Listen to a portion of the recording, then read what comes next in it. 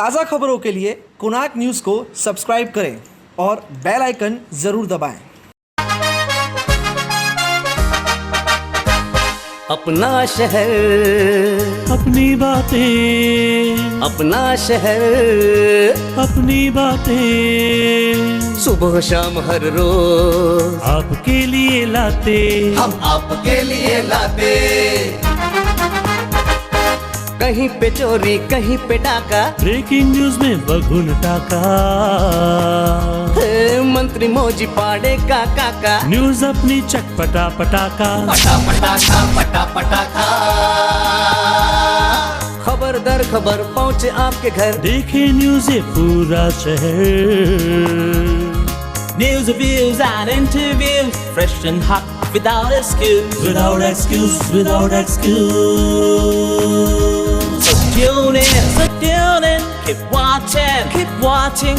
पूरे शहर की बातें, अपना शहर, अपनी बातें, अपना शहर, अपनी बातें, सुबह शाम हर रोज आपके लिए लाते, हम आपके लिए लाते। कोणार्क, अपना शहर अपनी बातें। नमस्कार, कोणार्क अपना शहर अपनी बातें में आप सभी का हार्दिक स्वागत है। मैं चेतना खत्री आपको ले चलती हूँ आज की कुछ ताजा तरीन खबरों की ओर। कोणार्क, अपना शहर अपनी बातें।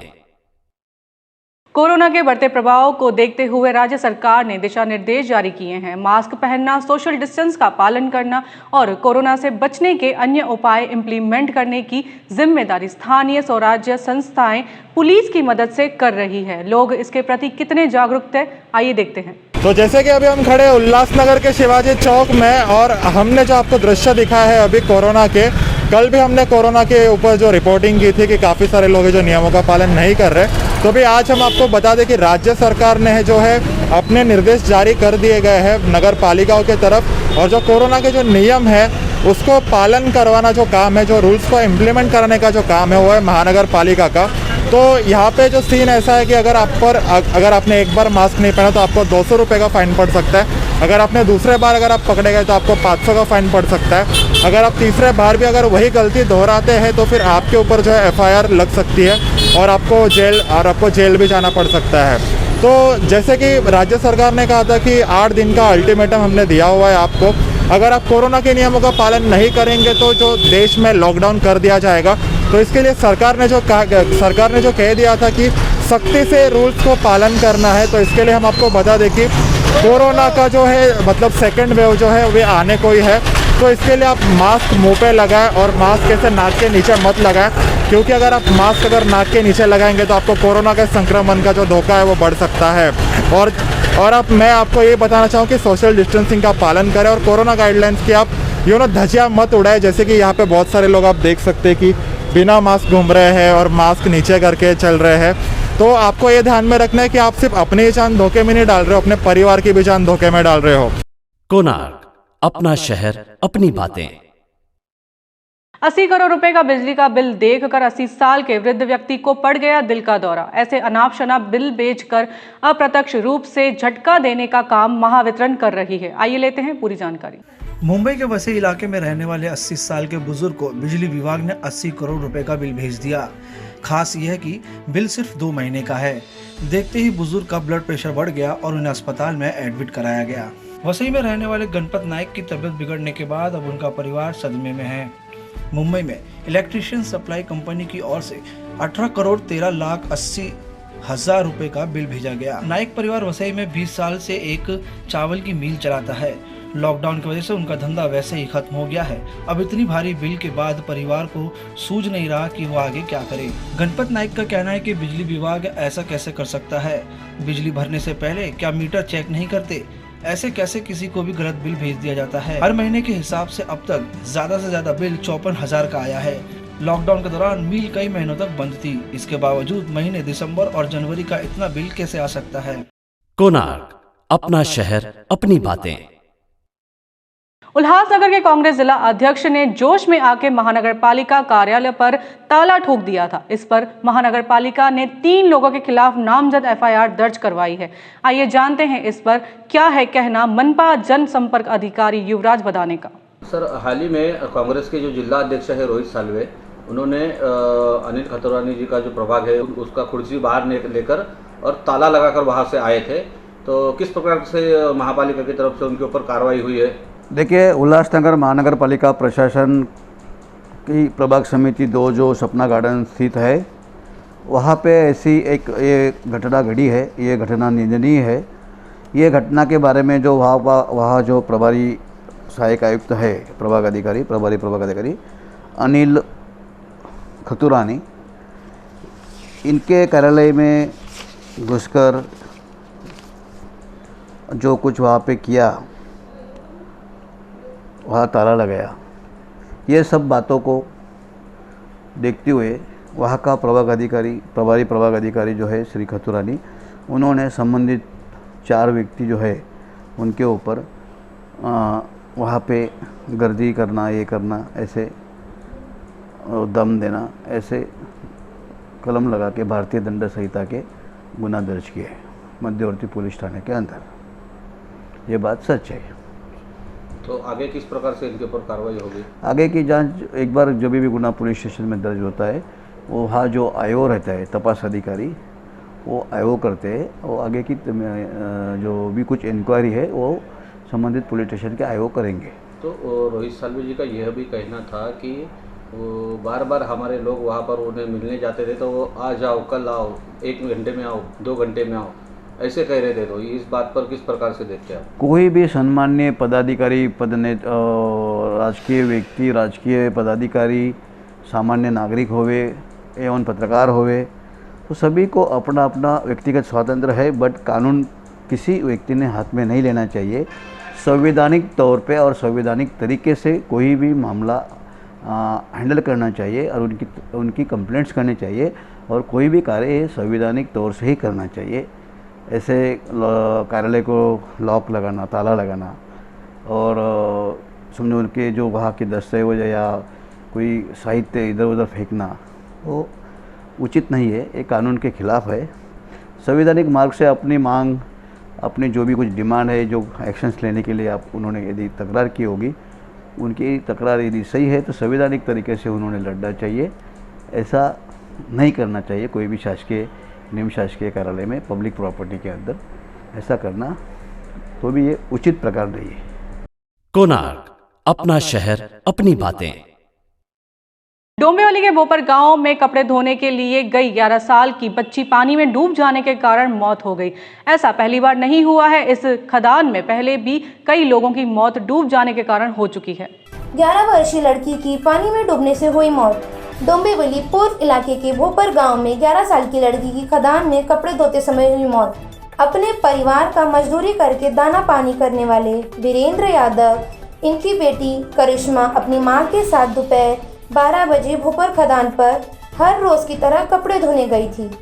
कपड़े धोते हुए पैर फिसलकर वह गहरे पानी में डूब गई। इस समय उसकी मां के साथ जो औरतें कपड़े धो रही थी, उन्होंने उसे बचाने का प्रयास किया। उसके डूबने के कारण कुछ स्थानिक नागरिक जमा हो गए। उनमें से एक नागरिक ने पानी में गोता लगाकर उसे खदान के बाहर निकाला, पर तब तक उसकी मौत हो गई थी। इस मामले में मानपाड़ा पुलिस स्टेशन में आकस्मिक मृत्यु का मामला दर्ज किया गया है। इस इलाके में रहने वाले नागरिकों को पीने के पानी के लिए बड़ी मशक्कत करनी पड़ती है। यहाँ के गरीब नागरिकों को खदान का पानी कपड़े धोने के लिए इस्तेमाल करना पड़ता है। इस खदान पर पहले भी कपड़े धोते समय कई बच्चों की और महिलाओं की मौत हो चुकी है। तो क्या हादसा हुआ है? कपड़ा धोने गई थी, हादसा हो गया। वो गिर के वो पैर पे छिल गया, वो गिर गया, उसमें डूब गया। बचाने लगा, मिली नहीं। फिर बाद में 1 घंटा के बाद मिली, फिर निकाला गया उसको। उमर गई थी। क्या नाम था? किस वजह से गई थी? करिश्मा, कपड़ा धोने के लिए। करिश्मा कितना साल की लड़की है? 11 साल पे। कोणार्क, अपना शहर, अपनी बातें। डोंबिवली में एक युवक ने एक कुत्ते की जान ले ली क्योंकि युवक शराब के नशे में गार्डन में घूमना चाहता था।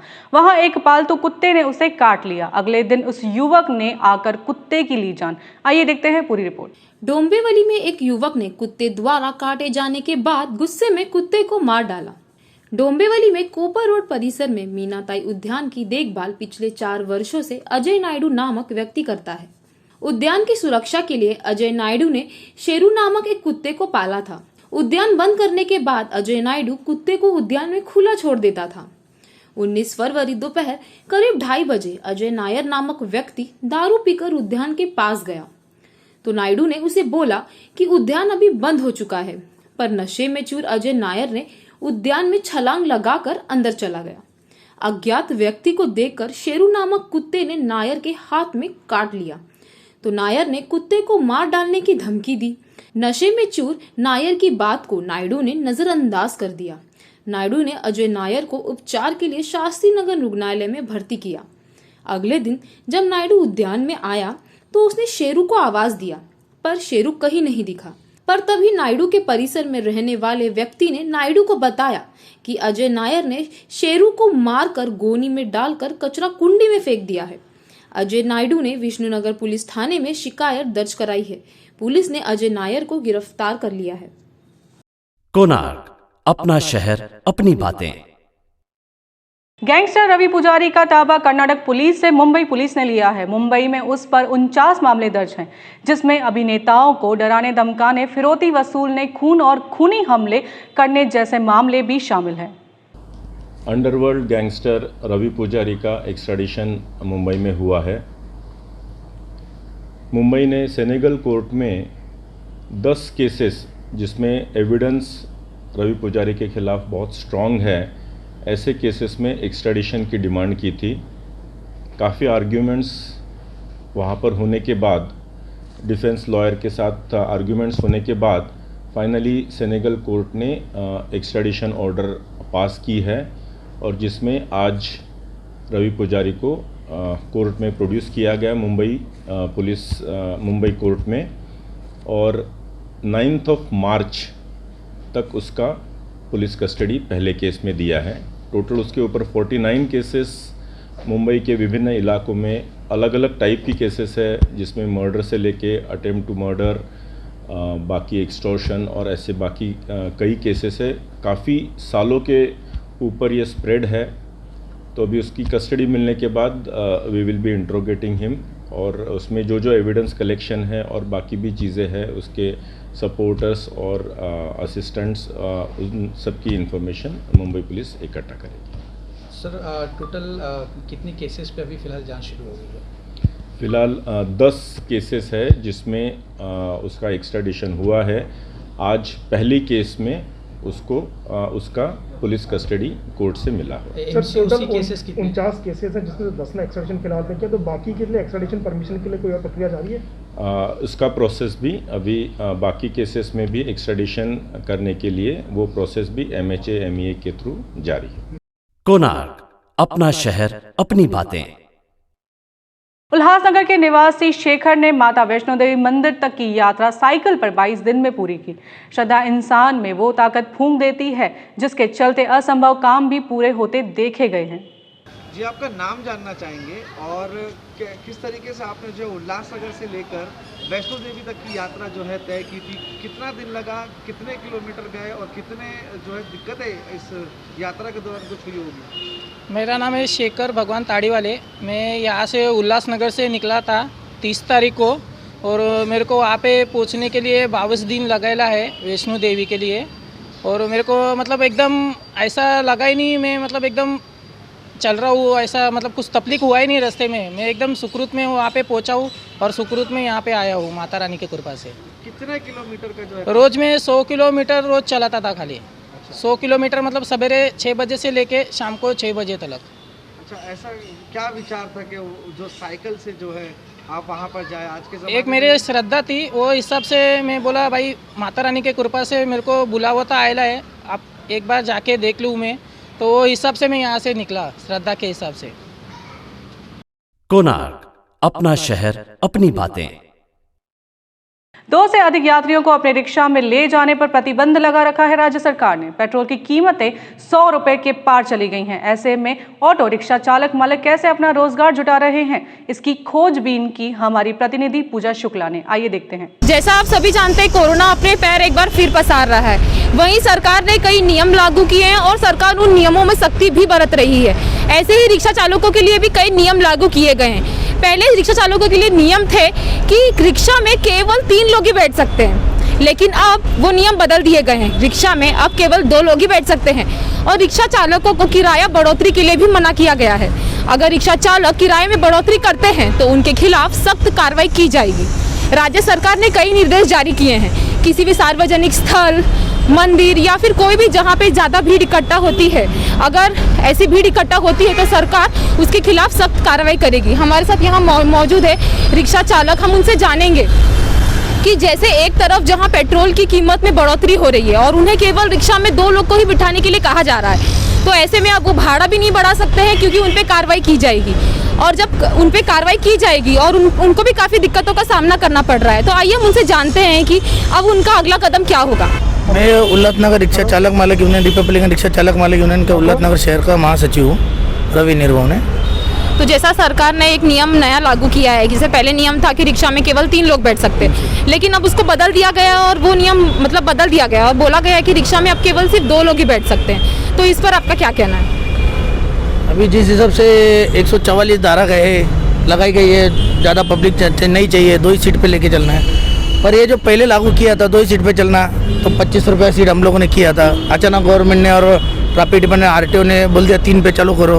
हम लोगों ने 20 रुपये सीट कर दिया, भाड़ा कम कर दिया। अभी इन्होंने वापस कहा है कि वापस 2 सीट करो, भाड़ा बढ़ा लो। इस वजह से हम लोग का जो धंधा है, बिजनेस है, उसके ऊपर बहुत तकलीफ आ गई है। पैसेंजर हमारे से झगड़े करने लग गए हैं क्योंकि तुम मनमानी कर रहे हो। पैसेंजर का ऐसा कहना है कि तुम मनमानी कर रहे हो, ज़बरदस्ती भाड़ा ले रहे हो, जबकि ऐसा हमारा कोई मंसूबा नहीं है भाड़ा बढ़ाने का। हम तो चाहते हैं कि 3 ही सीट रहे और अपना जो मास्क लगा के पैसेंजर बैठ रहेगा तो कोई तकलीफ नहीं होगी।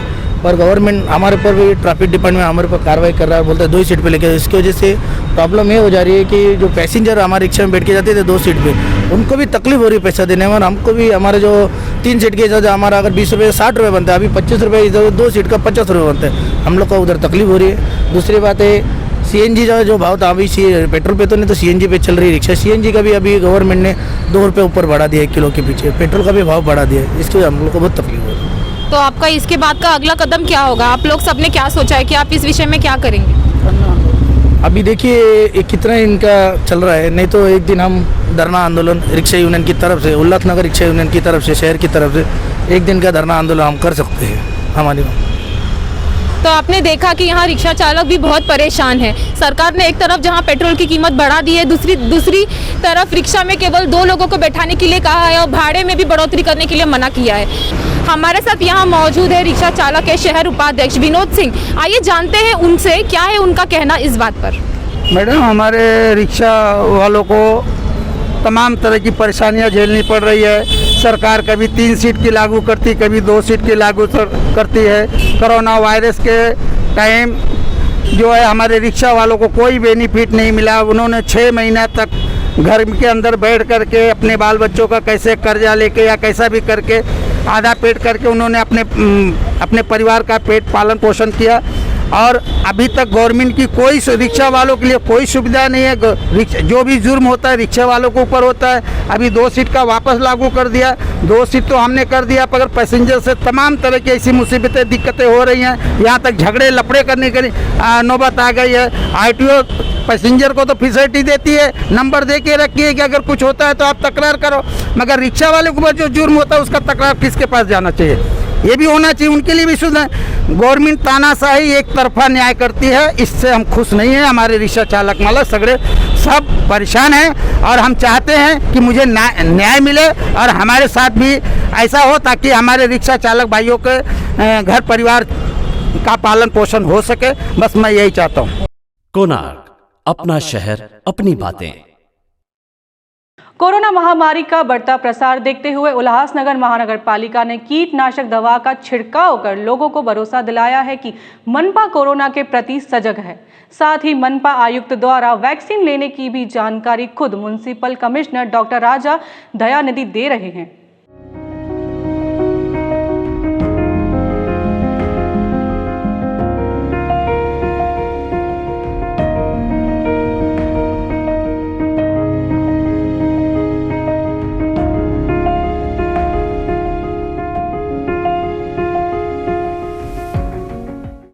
माझा नमस्कार. मी doctor Raja Dayanidhi, municipal commissioner Ulhasnagar municipal corporation बोलतो. आज मी आपला ITIमध्ये कोविडच्या वॅक्सिन घेतलेली आहे. वॅक्सिन घेतल्यानंतर मला कुठलाही अडचण कुठलाही प्रॉब्लेम आलेले नाही. तर ही वॅक्सिन अत्यंत सुरक्षित असून माझ्या सर्व फ्रंटलाईन वर्कर्स आणि हेल्थकेअर वर्कर्सला विनंती आहे की तुम्हाला ज्या ज्या तारखेला तुम्हाला वॅक्सिन द्यायचं आहे तुम्ही कृपा करून येऊन सर्वांनी ही वॅक्सिन घ्यावा, जेणेकरून आमच्या सर्वांचाही जे आहे शासनाचं जे सर्वांचाही कोरोनाच्या विरुद्ध जे लढाई आहे त्याच्यामध्ये सर्वांनी मदत द्यावा. Thank you so much. कोणार्क, अपना शहर अपनी बातें. आजकल के युवक परिवार के साथ कम सोशल मीडिया पर अधिक पाए जाते हैं. ऐसे में सोशल मीडिया के भंवरजाल में फंसकर अपना सब कुछ गंवाने के बाद सिवाय पछताने के कुछ भी नहीं बचता. देखिए आंखें खोल देने वाली रिपोर्ट. केरला में 14 साल की नाबालिग लड़की के साथ दुष्कर्म का मामला सामने आया है. बताया जा रहा है कि छात्र को ड्रग्स देकर 7 लोगों ने उसके साथ दुष्कर्म किया. इस मामले पर मलापुरम जिले की पुलिस ने 2 आरोपियों को गिरफ्तार किया है. वह अन्य आरोपियों की तलाश की जा रही है. इस मामले का मुख्य आरोपी अब भी फरार बताया जा रहा है. इस घटना के बारे में पुलिस ने विस्तार से जानकारी देते हुए बताया कि लॉकडाउन के दौरान लड़की को मोबाइल फ़ोन दिया गया था ताकि वो ऑनलाइन क्लासेस कर सकें. इसी दौरान इंस्टाग्राम में उसकी दोस्ती एक 30 साल के युवक से हुई. इंस्टाग्राम पर इन दोनों के बीच कई बार चैटिंग हुई. बताया जा रहा है कि युवक लड़की के घर गया था और उसने इस लड़की को ड्रग्स देना शुरू कर दिया. एक पुलिस अधिकारी ने बताया कि युवक लड़की को ड्रग्स देता था और फिर धीरे धीरे उस लड़की को ड्रग्स लेने की आदत लग गई. इसके बाद उस युवक ने नाबालिग लड़की का यौन शोषण करना शुरू कर दिया. इसके बाद युवक के नेटवर्क से जुड़े अन्य लोगों ने भी लड़की का शोषण करना शुरू कर दिया. बताया जा रहा है कि लड़की अपनी मां और छोटे भाई के साथ रहती है. युवक लड़की को ड्रग्स दिया करता था और फिर उसका शोषण करता था. इस मामले का खुलासा उस वक्त हुआ जब लड़की ने अपनी एक रिश्तेदार को आपाबीती सुनाई. लड़की के रिश्तेदार ने चाइल्ड लाइन की मदद ली. पुलिस ने इस मामले में 2 जनों को पकड़ लिया है और उनकी पहचान मोहम्मद अरफल और मोहम्मद रफ़ी के तौर पर की गई है. कोणार्क, अपना शहर अपनी बातें. कल्याण की श्रावणी जाधव ने एलिफेंटा से गेटवे ऑफ इंडिया के बीच 14 किलोमीटर की सागर यात्रा तय कर कीर्तिमान बनाया है. आइए देखते हैं इस पर एक रिपोर्ट. कल्याण की रहने वाली कन्या श्रावणी जाधव ने बनाया नया रिकॉर्ड जो हर किसी के चर्चा का विषय बन गया है. लड़कियां हर चीज में आगे होती हैं, चाहे वो पढ़ाई हो या खेलकूद हो.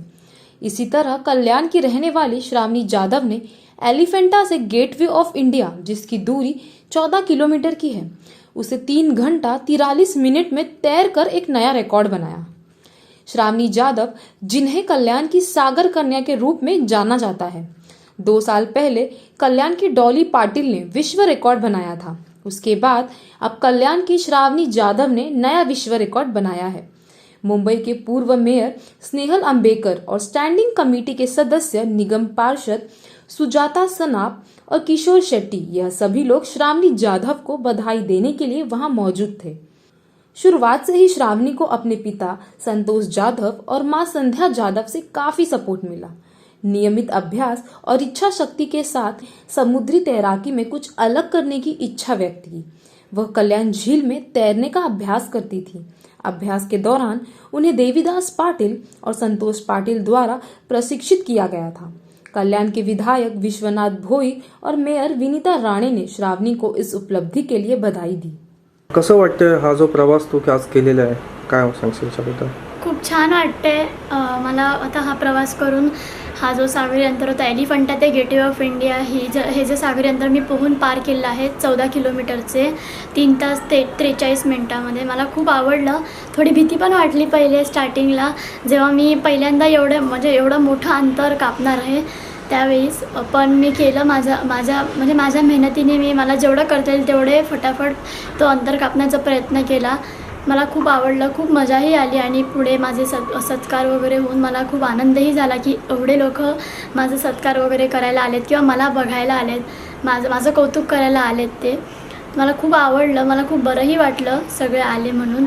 आणि पुढे मला तसं स्विमिंग कॉम्पिटिशन्स ज्या होतात त्याही करायच्या आहेत. आणि हे जे सी रूट्स आहेत वेगळे वेगळे, जसं आता हे gateway of Elephanta to gateway of India झालं, नंतर पुढे धरणतल झालं किंवा दुसरे कुठे जिब्लॅटो वगैरे, हे सगळे कॉम्पिटिशन्स मला पुढे करायचे आहेत. आता आम्ही राष्ट्रीय जे भवन आहे राजभवन, तिथून ते गेटवे ऑफ इंडिया ते हे जे सागरी अंतर आहे ते मला पार करायचं आहे.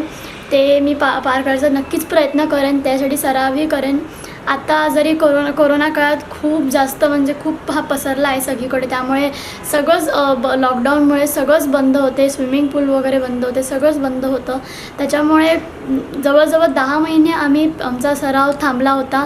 पण त्याच्यानंतरसुद्धा आमचे सर श्री देवीदास पाटील यांनी असं ठरवलं की आपण भिवंडीच्या एका सोनाळे गावातल्या तलावात सराव सुरू करावा किंवा प्रॅक्टिस घ्यावी. तिथे आम्ही मागच्या 3 महिन्यापासून जात होतो दररोज आणि प्रॅक्टिस करत होतो. आणि त्याच्यामुळेच आज मी म्हणजे मला एवढ्या समुद्र अंतर पार करता आलं एवढ्या कमी वेळात. मध्ये थोडा अडथळासुद्धा आला. माझा जो रूट होता तो चुकला आणि म्हणजे तो वाढला ॲक्च्युली. त्यामुळे मला खूप म्हणजे तरी पण सुद्धा मी त्याच्यावर मात केली आणि मी खूप प्रयत्न करून मी माझा टायमिंग कमी करायचा खूप चांगला प्रयत्न केला आहे. आणि मला खूप आवडलंसुद्धा की मी इतकं मोठं अंतर म्हणजे माझ्या आयुष्यातलं पहिल्यांदा मी एवढा मोठा सी रूट पार केलेला आहे. तो मला खूप आवडला आणि पुढेसुद्धा मी असेच प्रयत्न करेन वेगळे मोठे कॉम्पिटिशन्स करायची आणि त्याच्यावर मग मी माझे टायमिंग रेकॉर्ड्स करण्याची. सो मला खूप आवडलं हे सगळं करून सुद्धा. आणि पुढे मी राजभवन आणि गेटवे ऑफ इंडियासाठी सुद्धा आम्ही प्रॅक्टिस करतो. कोणार्क, अपना शहर, अपनी बातें. आइए डालते हैं एक नज़र अन्य खबरों पर. प्रशासन ने कोरोना का नया प्रभाव देखते हुए कोविड की नई गाइडलाइंस जारी की है, जिसमें मास्क पहनना अनिवार्य है. इसीलिए मास्क पहने और जो दंड है उससे बचे. कई जगहों पर आप देख रहे हैं कि गाड़ियां घूम रही है और प्रशासन अनाउंस कर रही है कि कृपया करके मास्क पहने, मास्क का यूटिलाइज़ करें और सोशल डिस्टेंसिंग रखें, क्योंकि कोरोना का प्रभाव है जो दिन पर दिन बढ़ते ही जा रहा है लेकिन कम नहीं हो पा रहा है. इसीलिए आप भी दंड से बचें और मास्क ज़रूर पहनें. हाल ही में महापौर उप महापौर द्वारा पत्रकार परिषद का आयोजन किया गया, जिसमें कोरोना के बढ़ते मामलों को देखते हुए एक नई गाइडलाइंस का प्रस्ताव बताया, जिसमें कोरोना से बचने के लिए दी गई पाबंदियों का उल्लंघन करने पर दंड की प्रतिक्रिया के बारे में जानकारी दी गई थी. इस बैठक के 2 दिन बाद शहर भर के कई इलाकों में पुलिस बल और मनपा अधिकारियों ने बगैर मास्क के घूम रहे लोगों पर दंडात्मक कार्रवाई की. बहरहाल शहर में कोरोना के मामलों में उतार चढ़ाव देखने को मिल रहा है, क्योंकि पहले के मुकाबले अब कोरोना जांच रिपोर्ट मात्र 4 घंटों में नतीजे मिल जाते हैं. हम भी आप सभी से अपील करते हैं कि सरकार द्वारा दिए गए कोरोना गाइडलाइंस और उसके नियमों का पालन करें. कोणार्क, अपना शहर, अपनी बातें. तो ये था हमारा आज का कोणार्क अपना शहर अपनी बातें का एपिसोड. फिर मिलेंगे नए एपिसोड में नई खबरों के साथ. अगर आपके परिसर में कुछ घटित होता है तो हमारे दिए गए नंबर पर संपर्क करें. धन्यवाद.